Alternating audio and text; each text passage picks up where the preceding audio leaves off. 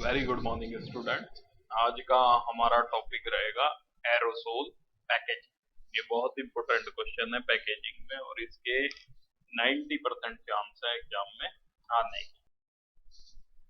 आज हम टॉपिक लेते हैं एरोसोल। एरोसोल में हम क्या क्या डिस्कस करेंगे। सबसे पहले कंटेंट लेंगे। कंटेंट में हम डिस्कस करेंगे इंट्रोडक्शन के बारे में, हम डिस्कस करेंगे एरोसोल पैकेजिंग के बारे में, हम डिस्कस करेंगे कंटेनर के बारे में और हम डिस्कस करेंगे टाइप्स ऑफ वाल्व के बारे में, हम डिस्कस करेंगे कंपोनेंट ऑफ वाल्व के बारे में और हम डिस्कस करेंगे एक्चुएटर के बारे में। सबसे पहले बात करते हैं एरोसोल होते क्या है। फार्मास्यूटिकल एरोसोल बेसिकली वो डोजेज फॉर्म है जिसमें थेरोपेटिकली जो एक्टिव इंग्रेडिएंट है वो अंडर प्रेशर एक कंटेनर में सील किया जाता है। मीन्स एक अंडर वैक्यूम में ये एक कंटेनर में सील किया जाता है और किसी भी उपयुक्त विधि से जब इसे किसी भी उपयुक्त विधि या वाल्व से इसे रिलीज किया जाता है। ठीक है, तो दूसरे शब्दों में फार्मास्यूटिकल एरोसोल वो थेरोपेटिकल एजेंट के वो कंटेनर होते हैं जो अंडर प्रेशर यानी वैक्यूम में सील किए जाते हैं और एक्टिवेशन करने के बाद उचित वाल्व मैकेनिज्म के द्वारा ड्रग को साइट ऑफ एप्लीकेशन पर अप्लाई करते हैं। ये मुख्यतः स्किन पे टॉपिकल एक्शन के लिए, नोज, माउथ और लंग्स, नाक में, मुंह में और लंग्स में सिस्टमैटिक एब्जॉर्प्शन के लिए इनका इस्तेमाल होता है। सबसे ज्यादा मेडिसिनली आपके जो फार्मास्यूटिकल एरोसोल हैं ये आपके अस्थमा में इस्तेमाल होती है। अस्थमा की ज्यादातर दवाइयां आपकी एरोसोल द्वारा दी जाती है।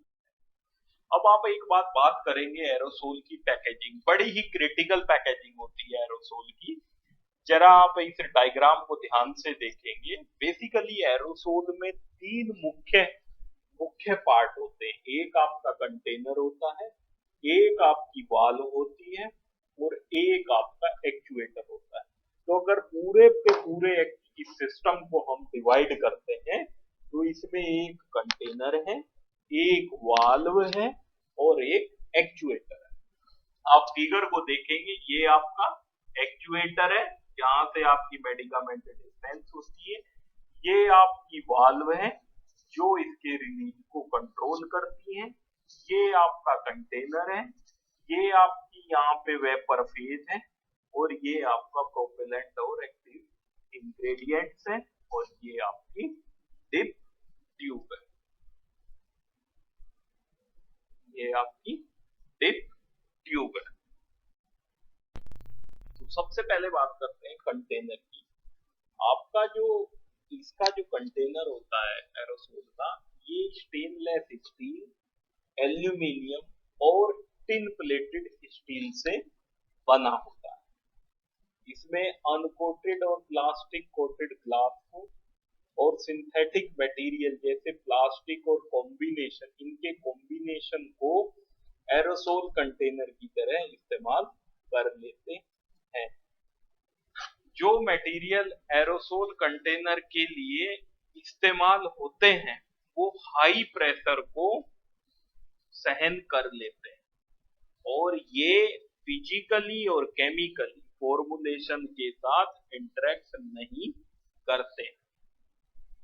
ये मेटल के जो मटेरियल होते हैं, इन सब मटेरियल में मेटल सबसे ज्यादा इस्तेमाल होता है क्योंकि ये हाई प्रेशर को सहन कर लेते हैं।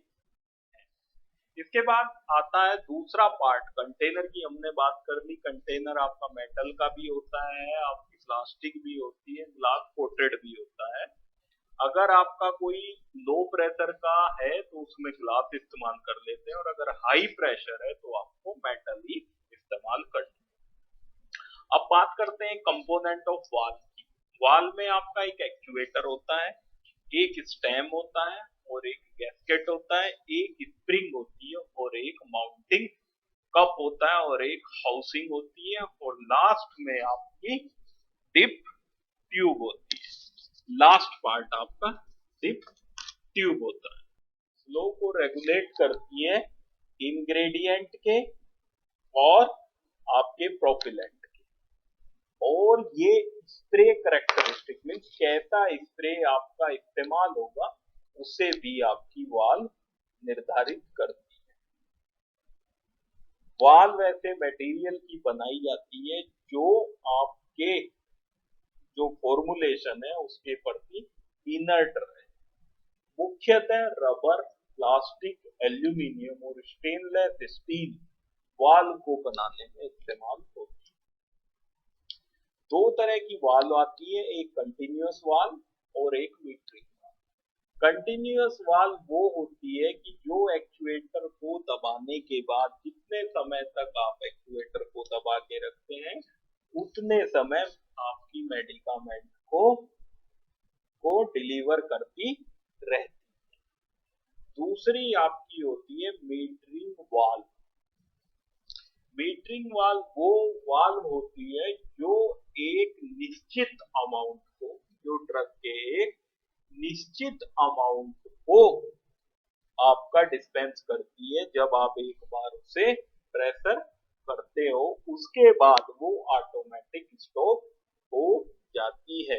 तो वन ऑपरेशन में कितनी मेडिकामेंट डिस्पेंस होनी है वो आपके मीटरिंग वाल्व में फिक्स रहती है, निश्चित। अब कंपोनेंट, अब वाल्व में क्या क्या होता है। अब देखो सबसे पहले इसमें वाल्व के अलावा मैं पूरे कंटेनर सिस्टम को ही यहाँ पे थोड़ा सा आपका इलेबोरेट करूंगा। आपके कंटेनर की नेक पर, सबसे पहले बात करते हैं, आपके कंटेनर की नेक पर लगा होता है माउंटिंग कप। ठीक है, आपके कंटेनर की नेक पे लगा होता है आपका माउंटिंग कप और इस माउंटिंग कप में पूरे में आपकी फिट होती है वाल्व। अब बात करते हैं वाल्व की। वाल्व में सबसे पहले वाल्व का सबसे पहला कंपोनेंट होता है स्टेम, जो एक्चुएटर से जुड़ा होता है। ठीक है, इसका जो ओरिफिस का साइज होता है वो 0.013 से 0.030 होता है। ये एक्चुएटर को सपोर्ट करता है और एक्चुएटर के चेंबर में मेडिकामेंट को डिस्पेंस करता है।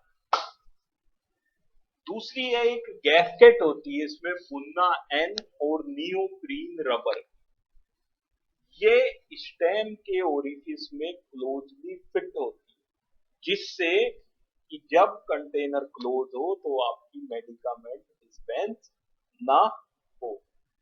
इसके बाद एक कंपोनेंट होता है स्प्रिंग, जो स्टेम पे लगा होता है और ये बेसिकली स्टेनलेस स्टील का बना होता है। और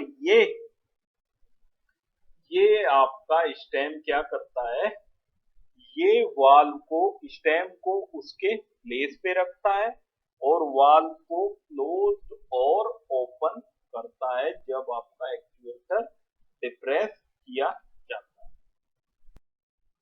जैसे ये आपका एक्चुएटर है, ये स्टेम है, स्टेम का जो पॉइंट होगा यहाँ पे आपकी गैस्केट लगी होती है और इस पूरी असेंबली के साथ आपका स्प्रिंग लगा होता है और ये जो माउंटिंग कप है ये आपके कंटेनर में लगा होता है। और ये जो पूरी असेंबली है ये इस हाउसिंग के अंदर रहती है, ये इस पूरी हाउसिंग के अंदर रहती है और इस हाउसिंग के बॉटम से आपकी ट्यूब कनेक्ट होती है। अब जैसे ही एक्चुएटर को प्रेस करोगे तो ये जो स्टेम की ओपनिंग है ये ओपन हो जाएगी और डिप ट्यूब से मटेरियल स्टेम के अंदर चला जाएगा और स्टेम से एक्चुएटर के चेंबर में आ जाएगा और एक्चुएटर के चेंबर में आने के बाद ये स्प्रे को डिस्पेंस कर दे। ऐसे ही सेम है, मैंने पूरा डिस्कस कर दिया आपका माउंटिंग कप का। ये mounting cup attach to valve to container and usually made up of tin plated steel और एल्यूमिनियम से बना होता है, और ये नाइलॉन और डेलरिन का भी बना होता है। इसकी ओपनिंग 0.0113 से 0.01 इंच होती है। डिप ट्यूब ये पॉलीइथिलीन और पॉलीप्रोपाइलीन की से बनी होती है, और ये कंटेंट को बॉटम से वाल तक पहुंचाती है। Actuator adapters are specially designed button होते हैं। इसमें एक चेंबर होता है जिसमें एरोसोल की वाल फिट रहती है, और ये प्रेस करने पे मटेरियल को अपने चेंबर में लेकर डिजायर्ड एरिया में अप्लाई कर देते हैं।